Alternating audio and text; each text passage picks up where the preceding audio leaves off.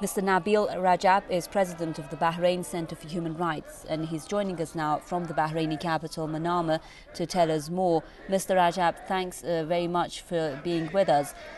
The question of torture being used against these activists, the question, of course, of the Al-Khawaja family being arrested, no news about them. Tell us what you've been doing as part of the human rights groups there in Bahrain about the fate of those who've been arrested amid allegations of torture.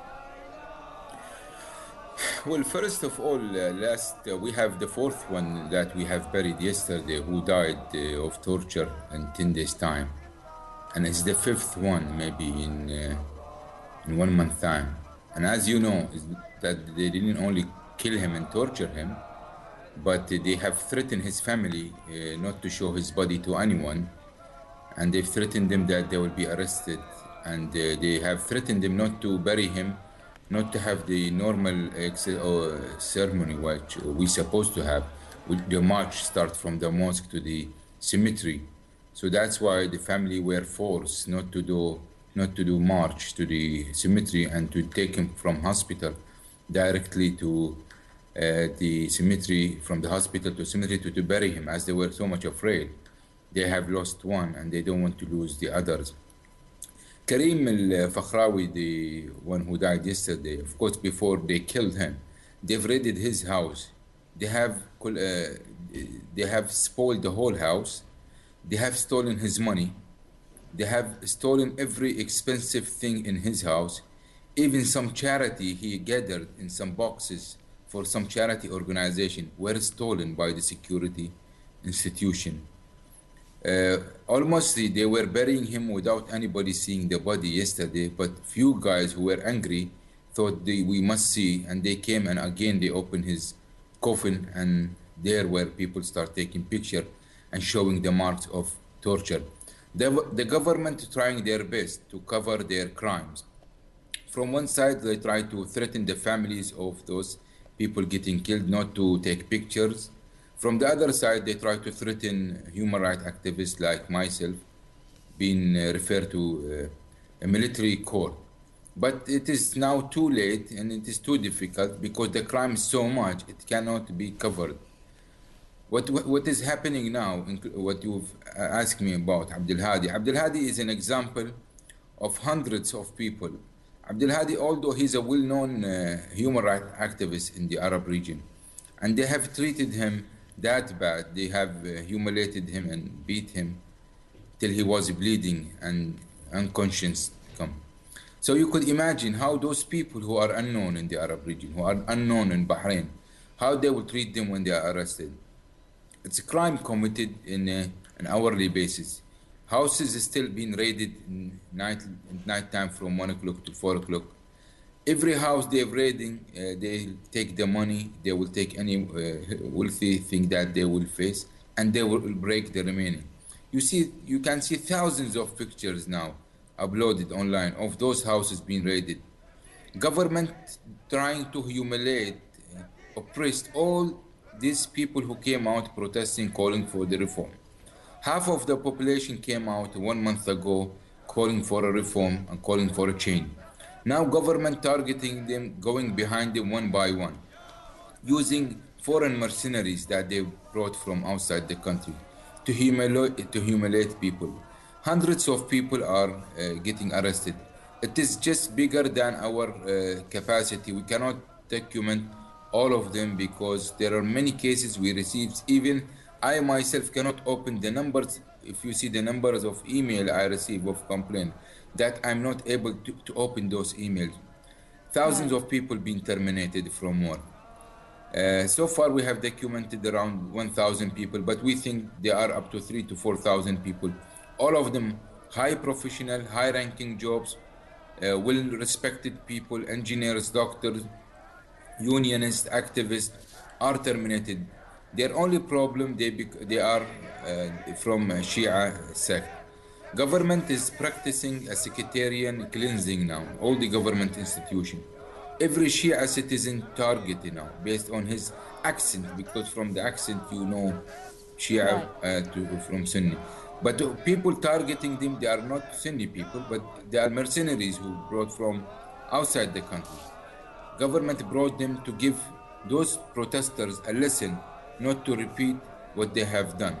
But I think every time they do this, every time people are more committed and more convinced, this situation cannot continue.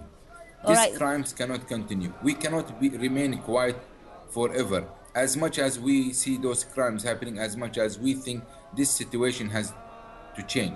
And that's why people have decided not to be silent anymore. Right, Mr. Go Nabil ahead. Rajab, thanks for sharing those notes with us and giving us an update of what's been happening in Bahrain. Mr. Rajab, I know that you yourself have been experiencing the restrictions that have been imposed on the press, on the activities of activists like yourself.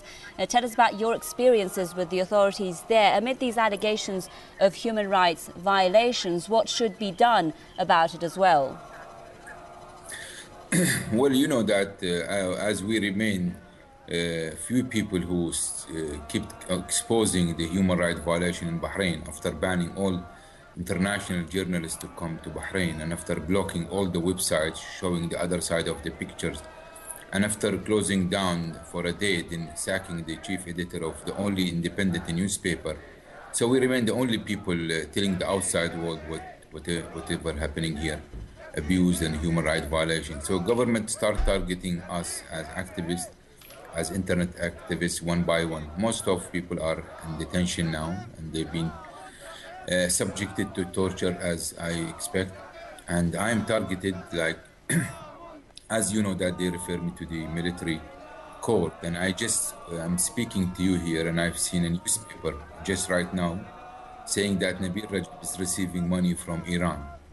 This is intimidation, this is harassment. I have not ever in my life met any Iranian official, or I haven't met ever in my life any Iranian diplomat. And but always Bahrain is dying to link the activism in Bahrain. They're trying to link the uprising in Bahrain with Iran because they think that this is the best way to get the West in our side. This is the best way to frighten the neighboring country to keep them on our side. And we become victim of this satanic policy of the government by trying to link Iran with the internal issue of Bahrain. Iran got nothing to do with the Bahrain internal issue. And also we don't want anybody to be to be involved in this. It is an internal issue, as we don't want Saudi to remain in Bahrain. We think it's an invasion. They should leave our country. So this is the same thing we are dealing with everybody. We say this is an internal issue, has to be dealt with internally. Now Bahrain government trying their level best to link us, activists, opposition, human rights defender, unionists, doctors, all of them try to link them with Iran. But this is what won't work after all. It's very clear story now what is going inside. Even the media in the West in the past 5 to 6 days, it seems that the picture is becoming more clear to them that Bahrain government is fighting with the peaceful uprising that's calling for more reform, human rights to be respected, political participation, elected government, written constitution.